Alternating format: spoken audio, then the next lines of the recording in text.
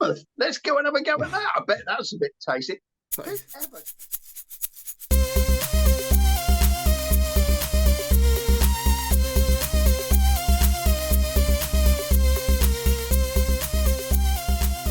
Do you want to start? You can start this one. You start, mate. Hello, everybody. I am honoured today because I'm starting today's meeting or chat or whatever you want to call it. So, hi, everybody. I'm Steve, one half of the Highwayman, and my beautiful, handsome friend over there is... I'm Jason, and I am the other half of the Highwayman. Thank you for tuning in. What are we talking about today, Steve? Well, today, Jake, we're going to be talking about animals en general, whether we deserve them, or more to the point, whether they deserve us, whichever way you look at it. I think they deserve better than us, mate. Definitely. Okay. Of course, they're poor bastards, lumbered with us. You know, it's we don't treat them very well, do we? Really? I mean, we consider ourselves a nation of animal lovers, and we love our pets for the most part. People look after our pets, and I've got 2 cats. I think you've got a dog, haven't you? Yeah. In fact, if she'll say hello. There you go. Hello, Pooch. Oh, that's Chewbacca. Hello. Just say hello. Say hello. No, we're not very talkative. What's dog's name? Please don't judge. It's Fifi. Named after Fifi and the Flower Tots, which was a kids program, because it basically Fifi is Charlie's, and she was bought when she I think she did something. She passed something. I can't quite remember. Anyway, so she got to name her, and she called her Fifi and the Flower Tots, or Fifi. Well, it could have been worse. It could have been Pepper, couldn't it? Well, you remember what my hamster was called, don't you? My daughter's hamster. Sockhead or something, or Sock. It was called Sock. Yeah, you're thinking of Sockhead Monkey Shoe, which was something completely different. Yeah, I knew you were thinking of that. I know we talked about that before. Yeah. That's funny. Funny you remember that. I love it. We don't deserve animals. I mean, let's talk about. I mean, we shouldn't be vegetarians or vegans, really, shouldn't we? I mean, it's hypocritical, really, because I'm not a vegetarian. I'm not a vegan. I do eat animals, but the way we treat the animals that we eat is atrocious. Just terror. I think the way we treat animals in general, the Chinese are really big on all the kind of herbal medicines and all the kind of stuff they do with, the Siberian tiger, is it the Sumerian tiger, is about extinct now. The rhino horns and all that. I think that's all down to Chinese, isn't it? Like, pretty much. I think the Chinese are pretty much responsible for the wiping out of game. So. Game hunting. Game hunting. I mean, trophy hunting. Don't get that at all. Why do you want to kill something just so you can put a blinking stuffed head on your wall? That's pretty horrendous. Sadly, I don't get that either.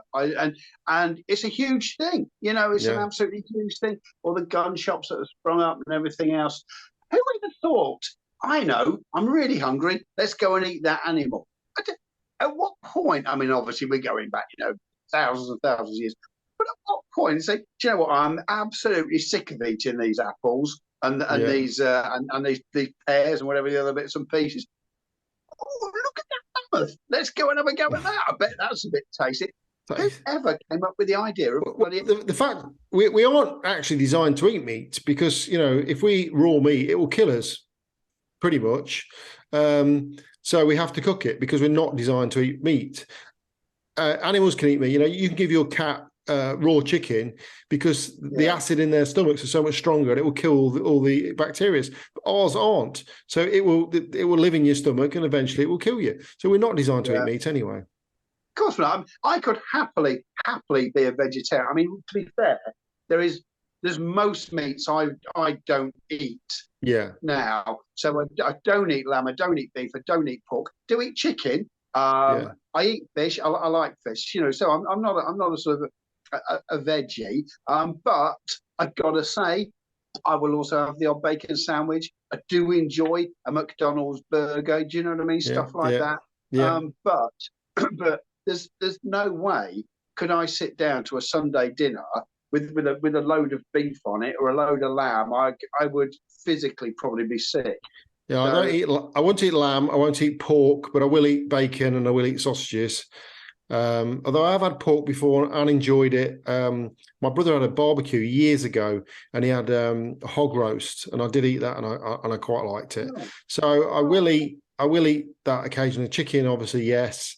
But do you know the average person is responsible for eating 7,000 animals in your lifetime? You're kidding me. 7,000 animals you will kill in your lifetime for food. You will eat. But in a way, then you're doing a bit for the environment, aren't you? Because all the amount of the methane gas is now being. Well, that's what's being blamed, isn't it? Cow farts are apparently one of the #1 causes for climate change. Well, if we didn't eat animals at all, there wouldn't be as many cows to be farting on the planet. So we're breeding them to make them, and plus we're probably pumping them full of drugs to make them bigger and fart more. Anyway. Actually, I thought about this the other day. You know, all this CO2 and all this argument. Well, yeah. Trees absorb CO2 and create oxygen, don't they? So surely by putting out all this CO2, we're actually feeding the trees. Jay, it's another. Think about that one. Think about that one. It's another. I'm so sorry. It's another crock of crap we're being fed to get more money out of us. Go over the world's history. There is climate change. It happens. We have ice ages. We have extreme heat. We have cold areas. You're going off the subject now, Steve. Come on, get off your soapbox. We're getting off the subject. Do we deserve animals? No, yes or no? In fact, the other thing is, think about this one. Like every single day, you're opening a tin of dead animal to feed your animal that you love. Yeah, that's weird in itself. Go out and hunt for it. They would only go out and hunt. Yes, they would. They would. Well, yours wouldn't, because your dog doesn't. Your dog doesn't look like a hunter at all. I don't think that dog. The only hunting that dog's going to do is go and hump your leg. That's the only hunting. He's humping for sex. That's what hunting for sex. Well, we are talking about animals, so I may as well tell you this a little bit now. So she is what's called a Shih Tzu, which is a Shih Tzu. You've made that one up, man. That's a massage. No, a Shih Tzu. Shih Tzu, that's different. We say it's Shih Tzu, but it's actually spelled Shih Tzu. Yeah, it's Shiatsu. You said Shatsu. Okay. Semantics now. Come on, keep going. Anyway, it means little lion. It means little lion. And they were bred specifically to be palace dogs in China. And what they did is they would alert the big dogs. So they're incredibly attuned to if somebody's nearby, and they bloody well are. I mean, she heard that Amazon guy before he even got out of his van. So and what they do is they alert the big dogs, and then go and stand behind the big dogs while they get in there and do whatever they got to do, and then take all the glory. So where did the lion bit come from? I thought you were going to tell me some story about how fierce they are when they get going. It's their looks. They've got mange. She got like a little mange. They don't look like a lion. It looks like a teddy bear. It looks like something you're going to cuddle and kiss, and it's going to lick your face. It doesn't look nothing like a lion. A lion's going to rip your head off. Yes, they're the dirty fozzie. I'll have to add that clip in again.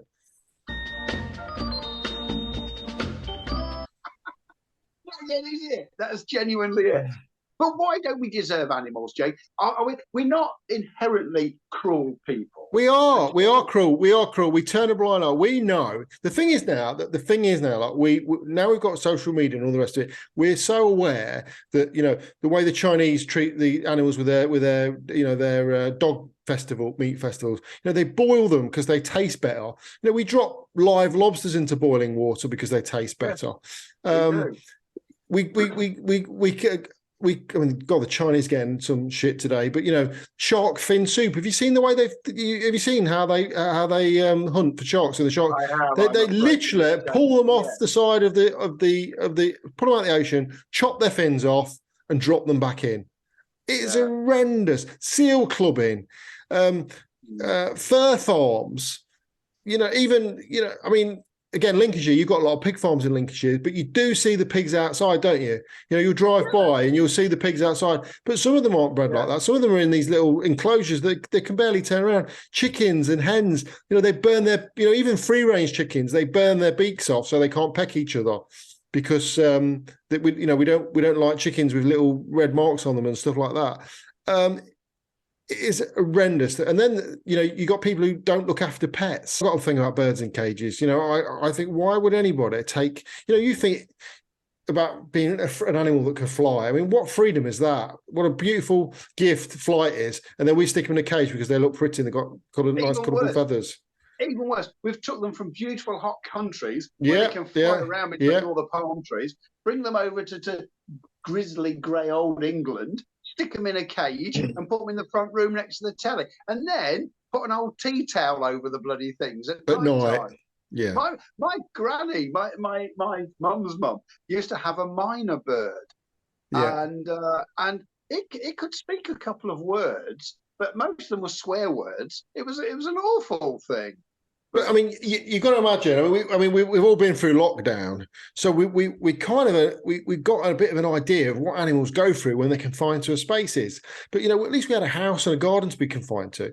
You know, a bird cage is probably no bigger than this room compared to the size of a bird. Imagine being in this room, and you haven't got your internet and your Netflix and all the rest of it, and just pacing up and down, doing nothing all day. I mean, that's what it is the same as. But wait a minute. I don't think you can paint everybody in the whole nation, the whole world with this, because people that have cats, I'll be honest with you, you've got 2 cats, and I am saying to you, you don't have 2 cats. 2 cats have got you, because they rule the house. They do. I mean, to be honest, my cats they don't have a cat flap, so they do ask to come in and ask to go out, and they're kicked out sometimes, to be fair. But we live right on the edge of a village, so there's fields and everything for them to explore. They go out all day in the summer, or not so much now, but in the summer they'll go out all day. They'll come back at night because they choose to. You know, if they really were having a bad time, they could go off and go and live somewhere else. And to be honest with you, they don't even need people, because my cats, and I'll post a video of Levi, one of my cats, sitting there destroying a mouse, and they eat them. They eat the whole of the mice.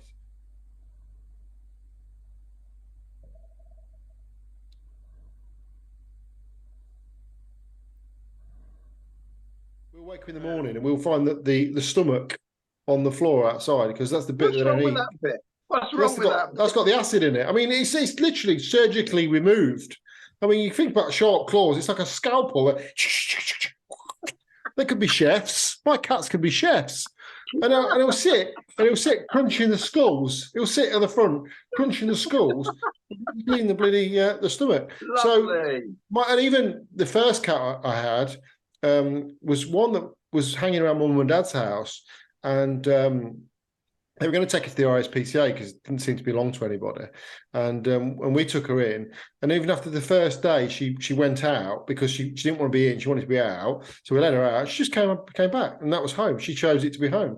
She could have left at any time, you know. So I think cats a lot of the time again, I know people have house cats, but you know, cats are meant to be out and about and exploring. So I don't feel too guilty about my cats. So what I do feel guilty about my fish. I bought fish, and then I thought afterwards, actually, that's quite cruel having fish. I'll never have fish again. Once they all die, they'll die, and I won't replace them. But it's quite cruel, really, putting fish in a little bowl like that. Well, they reckon, I don't know how they know this, but they reckon a fish doesn't really have any memory as such. So every time it goes around, you say, "Oh, that's new. Oh, that's new." Do you know what? Oh, that's new. I say that's complete rubbish, because my fish know the time. They know when I've got to feed it. They'll come to the surface. They'll be waiting. When I take the lid off to put the food in, they are literally waiting for it. They know. They ain't got a 2-second memory. That's an old wives' tale, I reckon. It's a fallacy. Okay. That's interesting. That's a fallacy. Yeah, they're clever.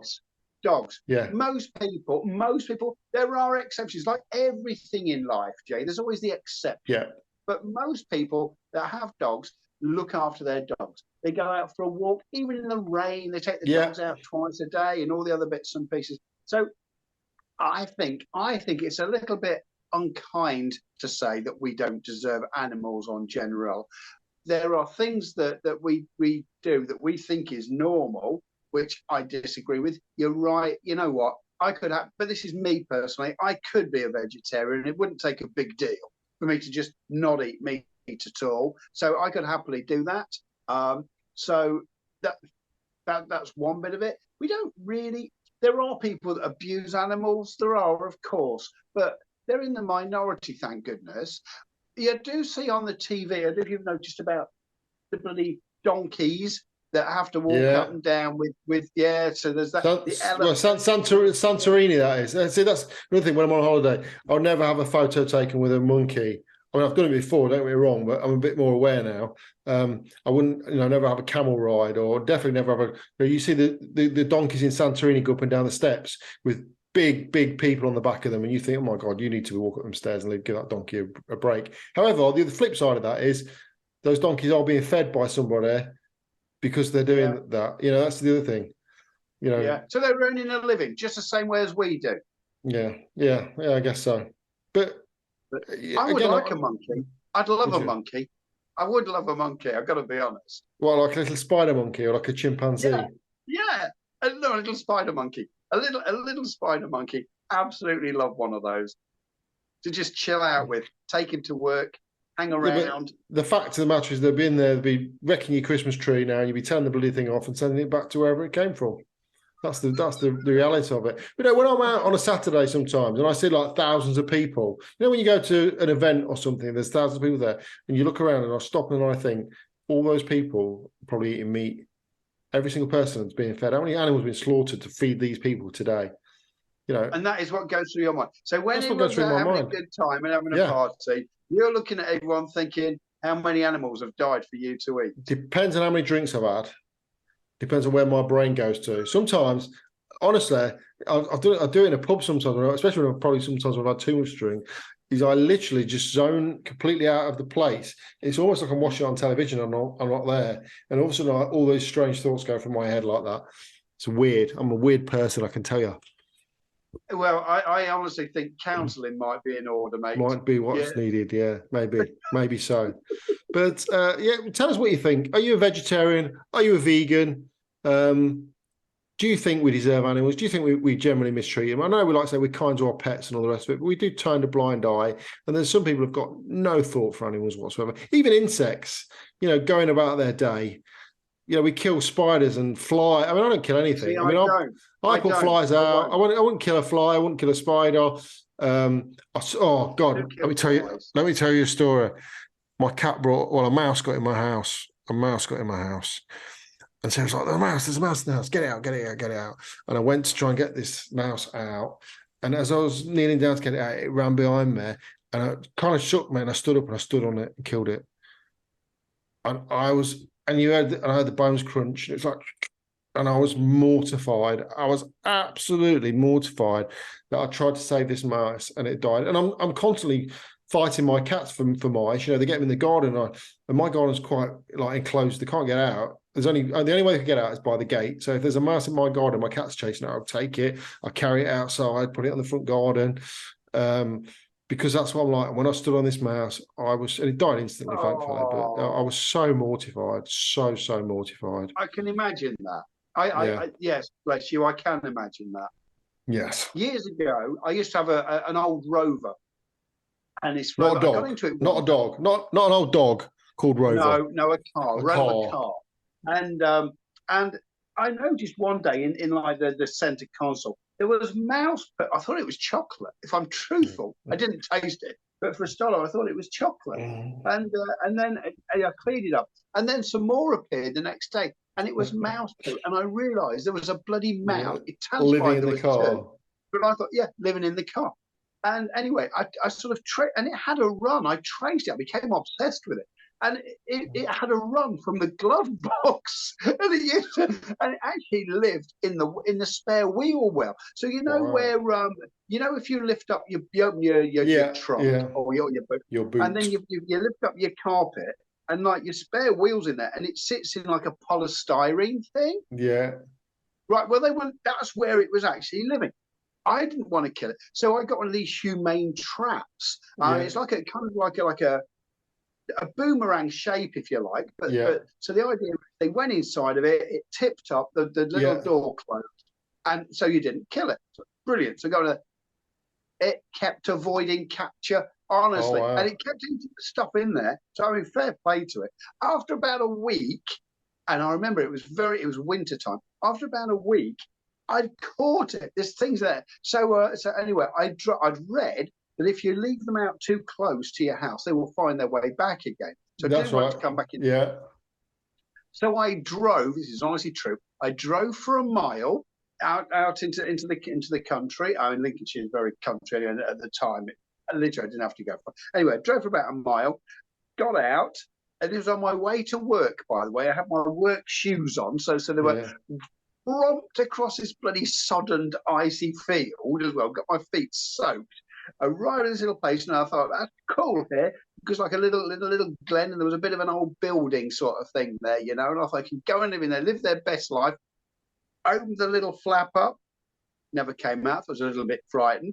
Tipped it up, and it came out as dead as a doornail, literally like this. Yeah. So it had died anyway. So all that effort and it died. Probably shock. I don't know. So years ago, we used to go have them in the shed at home, and I'd seen on television how to catch them, and I'd heard exactly the same as you. If you don't move them more than half a mile away from where they are, they'll find their way back. And do you remember the old style milk bottles with the long necks? Do you remember those? Yeah, I do. Yeah. Yes. They were for sterilised milk. Yes, and if you put the milk bottles in, so I used to put the milk bottles in with a biscuit inside, not cheese, because they don't really want cheese. Put a biscuit inside, and they'll climb in, but they can't climb out. So then I take them across the fields within the bottle and let them free. And I did that all the time with mice when I found them at home. My friend Scott he does a lot of litter picking, and that's a subject we'll cover in another time. But often finds dead animals, dead mice trapped in bags and boxes and all sorts of things. Not very nice. Oh, it's anyway. So Stephen, let's wrap. Go on. The bottom line is, you and I, which I think are fairly normal human beings, we have our moments. On the whole, we're pretty average geezers. You know what I mean? Our outlooks. We go out of our way not to hurt things to the point of picking up a spider and putting it outside and all the other bits and pieces. So we can only go on the premise that most people are like us. But we still won't turn down a bacon sandwich. Yeah, quite right. Especially with brown sauce on it. That's the paradox. Well, it is. Now we're heading up to Christmas, Jay. What's a seal's favourite Christmas tipple? I don't know, Stephen. What is a seal's favourite Christmas tipple? Canadian Club on the Rocks. Oh, that's just wrong. If Greta Thunberg ever watches this video, she'll have your guts for garters. Well, we know she does. She's going to be knocking every week. She'll be knocking on your door. She will. You'll be on Santa's naughty list with those kind of remarks. More than likely. Honestly, oh dear. So no, we don't deserve animals. Steve definitely doesn't deserve that joke. And I think I'm going to come and report him to the RSPCA and hope to take his dog away. She'll warn me that they're coming. She'll warn you they're coming and then lick the faces. The old Chinese lion. I don't know. Chewbacca. Anyway, I hope it's giving you something to think about. And don't forget to like and subscribe because you like hearing Steve's bad jokes. And we'll see everybody. And we'll see you next time. Bye bye.